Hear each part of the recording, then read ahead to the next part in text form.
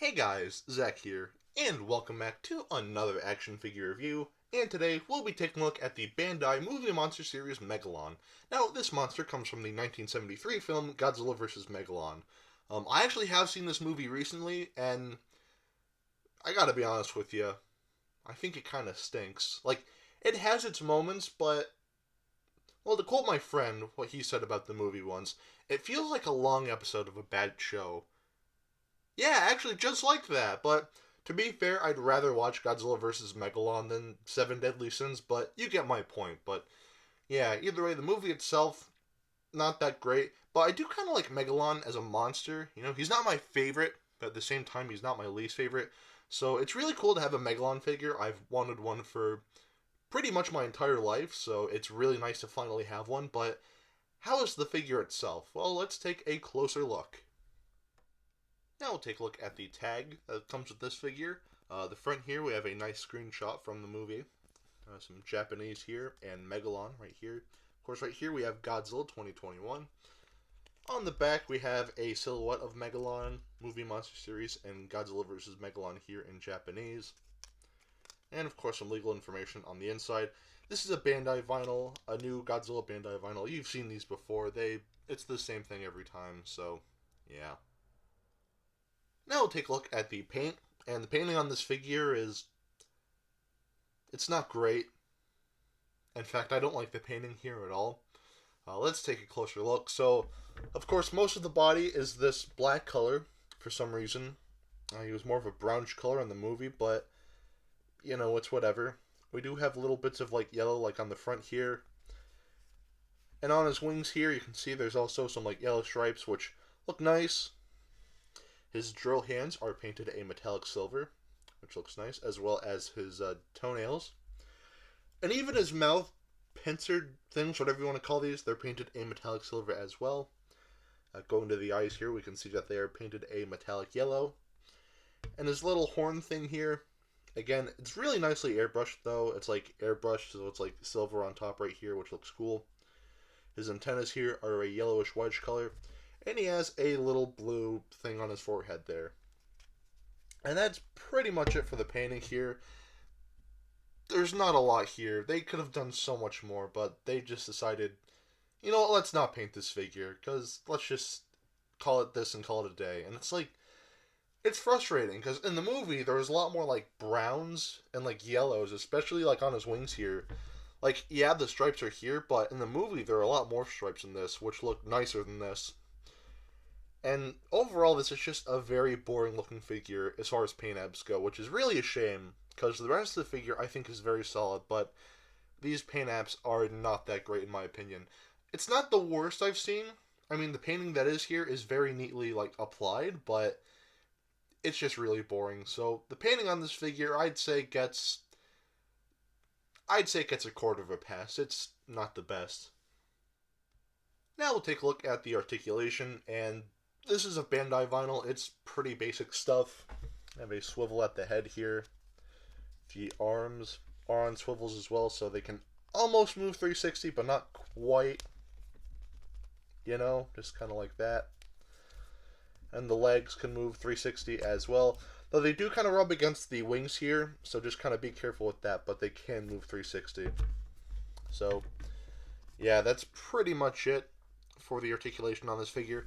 Not a lot, but to be fair, this is a Bandai vinyl, so there's not going to be a whole lot of articulation, so yeah.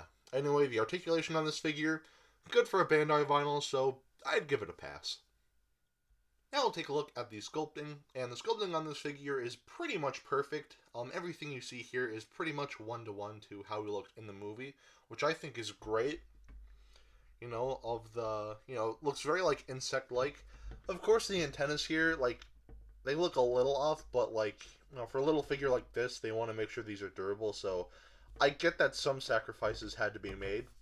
And also, for some reason on mine, there's, like, a weird, like, indentation there on his, like, drill hand here, which I don't get that, but, you know, other than that, the sculpting on this figure is pretty much perfect and pretty much one-to-one to what we see in the movie itself. So, the sculpting on this figure definitely gets a pass. Now we'll take a look at the detailing, and just like with the sculpting, the detailing on this figure is very solid. So let's take a closer look. So starting off with the head here, we can see all of the kind of like the insect detailing, I guess like the exoskeleton. I'm not really good with insects, so just kind of bear with me on this, but like the detailing for the head here looks really nice.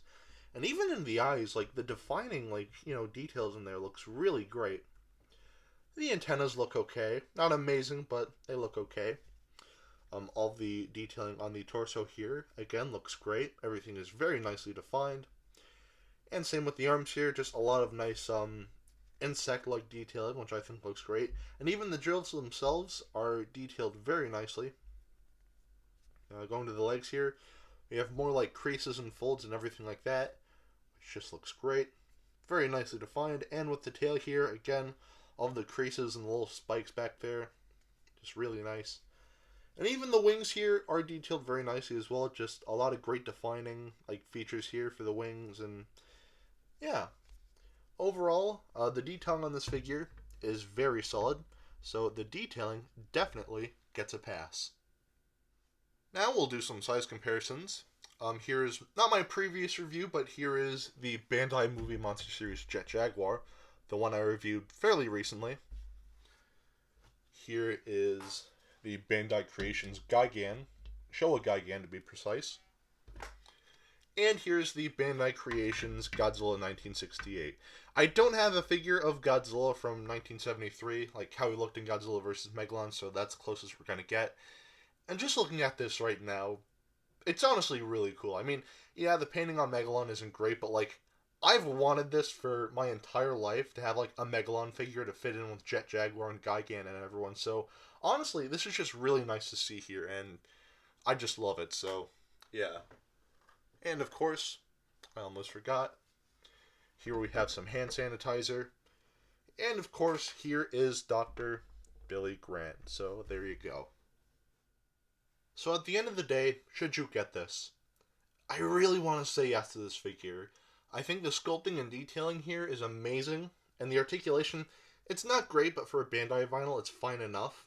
I would have made him a little taller, but overall, like, for the most part, this is a very solid figure, but it's just, the painting here is not that good.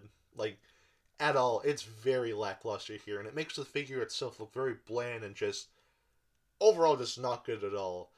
Which is really a shame. Like, we have this is like an affordable Megalon figure.